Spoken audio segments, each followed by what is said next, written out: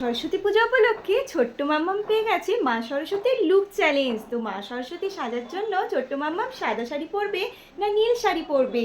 সরস্বতী ঠাকুর তো সাদা শাড়ি পরে, তাই মাম্মাম সাদা শাড়ি পরবে। ছোট্ট সরস্বতী মাথায় মুকুট পরবে না গলায় হার পরবে। মা সরস্বতী মাথায় মুকুটও পরে হারও পরে, তাই দুটোই পরবে। মা হাতে চুড়ি পরবে না সরস্বতী মায়ের মেকআপ ক্রিয়েট করবে।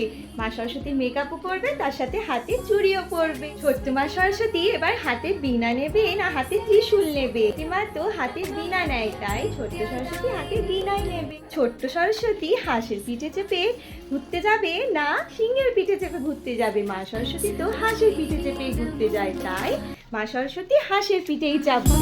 सरस्वती नमो नमः मा